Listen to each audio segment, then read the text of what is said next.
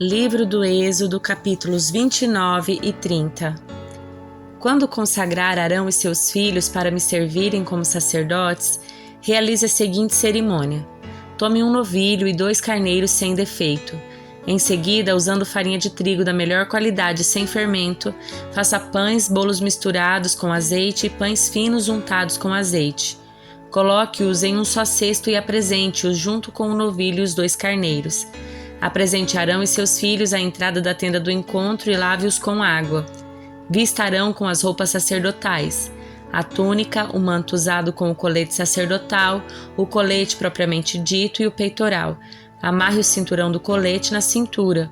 Ponha-lhe o turbante na cabeça e prenda no devido lugar a tiara sagrada no turbante. Unja Arão derramando o óleo da unção sobre a cabeça dele.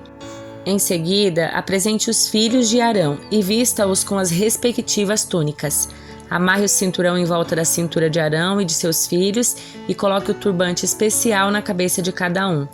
Assim, o direito de sacerdócio lhes pertencerá por lei para sempre. Desse modo, você consagrará Arão e seus filhos. Leve o novilho até a entrada da tenda do encontro, onde Arão e seus filhos colocarão as mãos sobre a cabeça do animal. Sacrifique o novilho na presença do Senhor à entrada da tenda do encontro. Com o dedo, coloque um pouco do sangue do animal nas pontas do altar e derrame o restante na base do altar. Tome toda a gordura que envolve os órgãos internos, o lóbulo do fígado, os 2 rins e a gordura ao redor deles e queime tudo no altar. Depois tome o restante do novilho, incluindo o couro, a carne e o excremento, e queime-o fora do acampamento como oferta pelo pecado. Em seguida, Arão e seus filhos colocarão as mãos sobre a cabeça de um dos carneiros. Sacrifique o carneiro e derrame o sangue dele em todos os lados do altar. Corte o carneiro em pedaços e lave os órgãos internos e as pernas. Coloque-os juntos à cabeça e às demais partes do corpo e queime o animal inteiro no altar. Esse é um holocausto ao Senhor. É aroma agradável, uma oferta especial apresentada ao Senhor. Tome o outro carneiro e peça a Arão e seus filhos que coloquem as mãos sobre a cabeça do animal. Sacrifique-o e coloque um pouco do sangue na ponta da orelha direita de Arão e seus filhos. Coloque também um pouco do sangue no polegar da mão direita e do pé direito de cada um deles. Derrame o sangue restante em todos os lados do altar. Recolha um pouco do sangue do altar e um pouco do óleo da unção e asperja sobre Arão e seus filhos e sobre as roupas deles. Desse modo, tanto eles como as roupas serão consagrados. Uma vez que esse é o carneiro da consagração de Arão e seus filhos, pegue a gordura do animal, incluindo a parte gorda da cauda, a gordura que envolve os órgãos internos, o lóbulo do fígado, os 2 rins, a gordura em volta deles e a coxa direita. Pegue também um pão redondo, um bolo misturado com azeite e um pão fino de dentro do cesto de pães sem fermento, colocado na presença do Senhor. Coloque todo o alimento nas mãos de Arão e seus filhos para que seja movido para o alto como oferta especial para o Senhor. Depois tome os pães das mãos deles e queime-os no altar junto com o holocausto. É aroma agradável, uma oferta especial apresentada ao Senhor. Separe o peito do carneiro da consagração de Arão e mova-o para o alto na presença do Senhor como oferta especial para ele. Depois tome-o para si como sua porção. Divida as porções do carneiro da consagração pertencentes a Arão e seus filhos, incluindo o peito e a coxa que foram movidos para o alto diante do Senhor como oferta especial. No futuro, sempre que os israelitas moverem para o alto uma oferta de paz, uma parte dela deverá ser separada para Arão e seus descendentes. Será direito permanente deles e oferta sagrada dos israelitas para o Senhor. As roupas sagradas de Arão deverão ser preservadas para os seus descendentes, que as vestirão quando forem ungidos e consagrados. O descendente que o suceder como sumo sacerdote vestirá essas roupas por 7 dias quando entrar na tenda do encontro para servir no lugar santo. Tome o carneiro usado na cerimônia de consagração e cozinhe a carne dele em um lugar sagrado. Arão e seus filhos comerão a carne junto com os pães do cesto à entrada da tenda do encontro. Somente eles poderão comer a carne e o pão usados para sua expiação na cerimônia de consagração. Ninguém mais poderá consumir esses alimentos, pois são sagrados. Se sobrar alguma carne ou pão da consagração até a manhã seguinte, essa sobra deverá ser queimada. Não se deve comer desse alimento, pois é sagrado. É desse modo que você realizará a consagração de Arão e seus filhos, de acordo com todas as minhas instruções. A cerimônia de consagração durará 7 dias. A cada dia, sacrifique um novilho como oferta pelo pecado para fazer a expiação. Depois, purifique o altar, fazendo expiação por ele, e unja-o com óleo para consagrá-lo. Faça expiação pelo altar e consagre-o diariamente por 7 dias. No final desse período, o altar será absolutamente santo e tudo que o tocar se tornará santo. Estes são os sacrifícios que você deve oferecer regularmente sobre o altar. A cada dia, ofereça 2 cordeiros de 1 ano, um pela manhã e o outro ao entardecer. Junto com um deles, ofereça 2 medidas de farinha da melhor qualidade, misturada com 1 litro de azeite puro, de azeitonas prensadas. Ofereça também 1 litro de vinho como oferta derramada. Ofereça outro cordeiro ao entardecer junto com ofertas de farinha e vinho iguais às da manhã. Será aroma agradável, uma oferta especial apresentada ao Senhor. Esses holocaustos devem ser oferecidos todos os dias, de geração em geração. Ofereça-os à entrada da tenda do encontro, na presença do Senhor. Ali eu virei ao encontro do povo e falarei com você. Eu me reunirei ali com os israelitas, no lugar santificado por minha presença gloriosa. Sim, consagrarei a tenda do encontro e o altar, e consagrarei Arão e seus filhos para me servirem como sacerdotes. Então viverei no meio dos israelitas e serei seu Deus. E eles saberão que eu sou o Senhor, seu Deus. Eu os tirei da terra do Egito, a fim de viver no meio deles. Eu sou o Senhor, seu Deus. Construa um altar de madeira de acácia para queimar incenso. Faça-o quadrado com 45 centímetros de lado e 90 centímetros de altura, com pontas em formas de chifre nos cantos entalhados da mesma peça de madeira que o altar. Revista o topo, os lados e as pontas do altar com ouro puro e coloque uma moldura de ouro ao seu redor. Faça 2 argolas de ouro e prenda-as nos lados opostos do altar, debaixo da moldura de ouro para sustentar as varas usadas para transportá-lo. Faça as varas de madeira de acácia e revista-as com ouro. Coloque o altar de incenso diante da cortina que protege a arca da aliança, em frente à tampa da arca, o lugar de expiação que cobre as tábuas da aliança. Ali eu me encontrarei com você. Todas as manhãs, quando cuidar das lâmpadas, Arão queimará incenso perfumado no altar. E todas as noites, quando acender as lâmpadas, ele queimará incenso novamente na presença do Senhor. Esse ato deverá ser repetido de geração em geração. Não ofereçam sobre o altar incenso algum que não seja sagrado, e não usem para holocaustos ofertas de cereal ou ofertas derramadas. Uma vez por ano, Arão fará expiação pelo altar, aplicando em suas pontas o sangue da oferta realizada para expiação pelo pecado do povo. Essa cerimônia será realizada todos os anos, de geração em geração, pois esse é o altar santíssimo do Senhor. Então o Senhor disse a Moisés: toda vez que você fizer o censo dos israelitas, cada homem que for contado pagará ao Senhor um resgate por si mesmo. Com isso, nenhuma praga ferirá o povo quando você o contar. Cada pessoa contada entregará uma pequena quantidade de prata como oferta sagrada ao Senhor. O pagamento corresponderá ao meio ciclo, com base no ciclo padrão do santuário, equivalente a 12 gramas.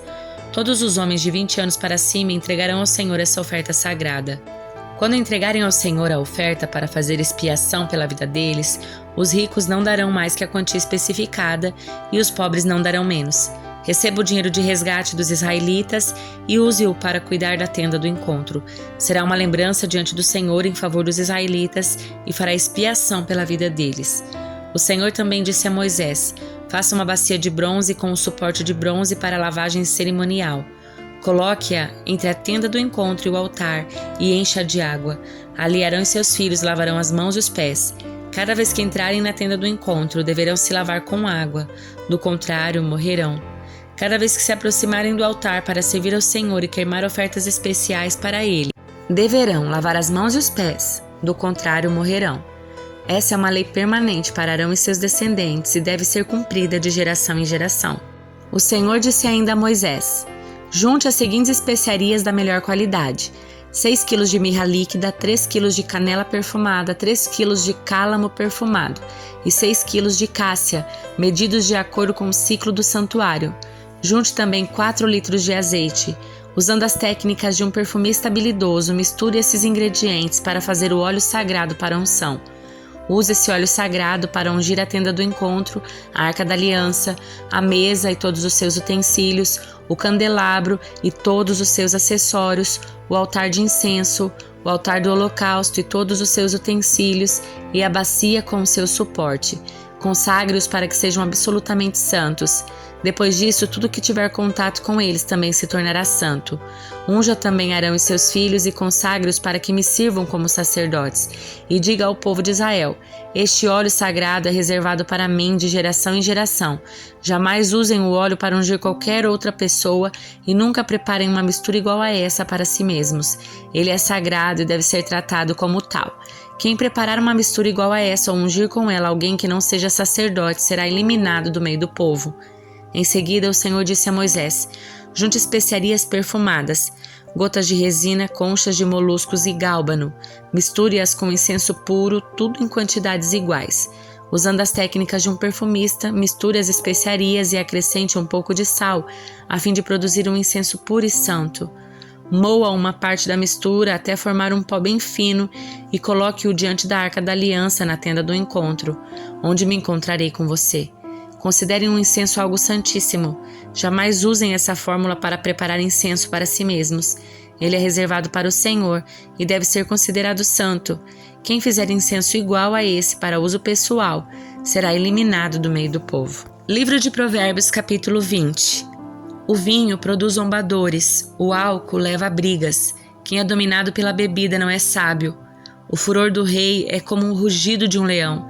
Quem provoca a sua ira põe a vida em risco. Evitar contendas é sinal de honra. Apenas o insensato insiste em brigar. Quem tem preguiça de arar a terra na época certa não terá comida no tempo da colheita. Os bons conselhos ficam no fundo do coração, mas a pessoa sensata os traz à tona. Muitos se dizem amigos leais, mas quem pode encontrar alguém realmente confiável? O justo anda em integridade. Felizes os filhos que seguem seus passos. Quando o rei se senta para julgar, analisa todas as provas e distingue entre o bem e o mal. Quem pode dizer: purifiquei o coração, estou limpo e sem pecado? 2 pesos e 2 medidas. Toda espécie de desonestidade é detestável para o Senhor. Até crianças mostram quem são por sua conduta se agem de modo puro e correto. Ouvidos para ouvir e olhos para ver, ambos são dádivas do Senhor. Se você ama o sono, acabará pobre. Mantenha os olhos abertos e terá fartura de alimento. O comprador pechincha e diz: não vale nada, mas depois conta a vantagem de seu bom negócio. As palavras que transmitem conhecimento são mais valiosas que grandes quantidades de ouro e rubis. Quem aceita ser fiador de um desconhecido perderá a roupa do corpo. Ela ficará como pagamento de quem garante a dívida do estranho. Pão roubado tem sabor doce, mas depois será como areia na boca. Com bons conselhos, os planos são bem-sucedidos. Não saia para a guerra sem boas orientações. O fofoqueiro vive espalhando segredos, portanto, evite a companhia de quem fala demais. Quem insulta o pai ou a mãe terá sua luz apagada na mais absoluta escuridão. A herança obtida antes da hora acaba não sendo bênção no final. Não diga: vou me vingar deste mal. Espere o Senhor resolver a questão. A desonestidade é detestável para o Senhor. Ele não se agrada de balanças adulteradas. É o Senhor que dirige nossos passos. Então, por que tentar entender tudo ao longo do caminho? É uma armadilha prometer algo a Deus apressadamente e só depois calcular o custo. O rei sábio espalha os perversos como trigo e passa sobre eles a roda de debulhar. A luz do Senhor penetra o espírito humano e revela todas as intenções ocultas. Bondade e fidelidade protegem o rei. Seu trono é firmado pelo amor. A glória dos jovens está em sua força e o esplendor dos idosos em seus cabelos brancos. O castigo físico elimina o mal. Essa disciplina purifica o coração. Evangelho de Marcos, capítulo 12. Então Jesus começou a lhes ensinar por meio de parábolas.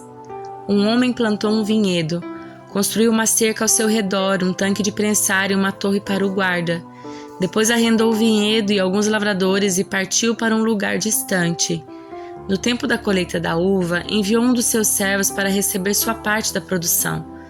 Os lavradores agarraram o servo, o espancaram e o mandaram de volta de mãos vazias. Então o dono da terra enviou outro servo, mas eles o insultaram e bateram na cabeça dele. O próximo servo que ele mandou foi morto. Outros servos que ele enviou foram espancados ou mortos, até que só restou um, seu filho muito amado. Por fim o dono enviou, pois pensou: certamente respeitarão meu filho. Os lavradores, porém, disseram uns aos outros: aí vem o herdeiro da propriedade, vamos matá-lo e tomar posse desta terra. Então o agarraram, mataram, jogaram seu corpo fora do vinhedo. O que vocês acham que o dono do vinhedo fará? Perguntou Jesus. Ele virá, matará os lavradores e arrendará o vinhedo a outros. Vocês nunca leram nas Escrituras? A pedra que os construtores rejeitaram se tornou a pedra angular? Isso é obra do Senhor e é maravilhosa de ver?